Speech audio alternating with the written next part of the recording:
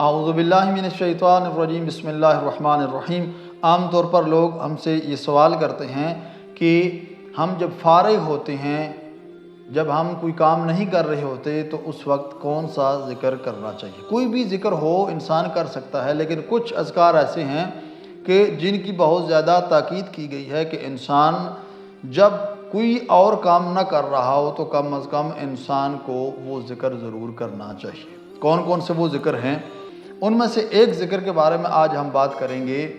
سرکار دو عالم صلی اللہ علیہ وآلہ وسلم نے فرمایا کہ میری امت کو چاہیے کہ میرے اوپر کثرت سے صلوات بھیجا کریں، لیکن یہ کثرت شمار نہیں ہوتی کہ جب ہمیں کہا جائے کہ صلوات پڑھیں تو ہم صلوات پڑھیں۔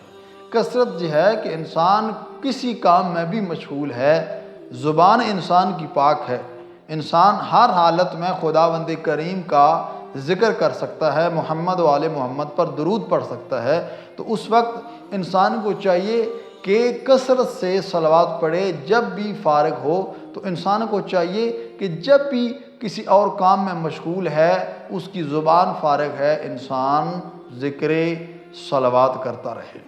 اس کو کثرت کہا جاتا ہے کہ انسان کثرت سے صلوات پڑھ رہا ہے، کہ جب بھی فارغ ہے وہ صلوات کا ورد کر رہا ہے، کیونکہ صلوات کے بہت زیادہ فضائل بیان کیے گئے ہیں۔ اگر آپ سیرت معصومین کو اٹھا کر دیکھیں، اگر آپ احادیث کو اٹھا کر دیکھیں تو آپ کو پتہ چلے گا، سرکار فرماتے ہیں کہ من صلی مرتن لم یبق من ذنوبہ ذرہ، کہ جو ایک مرتبہ صدق نیت سے محمد و آل محمد پر درود بھیجتا ہے، لم یبق من ذنوبہ ذرہ، خداوند کریم اس کے تمام گناہوں کو معاف فرما دیتا ہے۔ اب دیکھیں کتنا زیادہ ثواب ہے۔ اور پھر فرمایا کہ خداوند کریم کے ایسے فرشتے ہیں کہ جو ان قطرات کا حساب بھی رکھتے ہیں جو بارش کے قطرے زمین پر گرتے ہیں، لیکن جب کوئی محمد و آل محمد پر درود بھیجتا ہے، سرکار فرماتے ہیں کہ اس کا ثواب اتنا زیادہ ہے کہ وہ فرشتے کہ جو بارش کے قطروں کا حساب رکھتے ہیں، وہ فرشتے بھی محمد و آل محمد پر درود کی فضیلت کو لکھ نہیں سکتے۔ اتنا زیادہ ثواب اور اتنا زیادہ اجر بیان کیا گیا محمد و آل محمد پر صلوات بھیجنے کا۔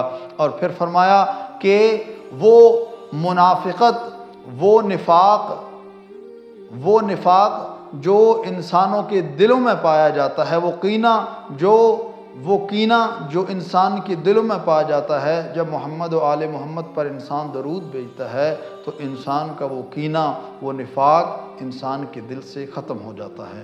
دعا خالق کائنات کی بارگاہ میں خداوند کریم ہمیں صدق نیت سے محمد و آل محمد پر درود بھیجنے کی توفیق عطا فرمائے۔ والسلام علیکم ورحمۃ اللہ وبرکاتہ۔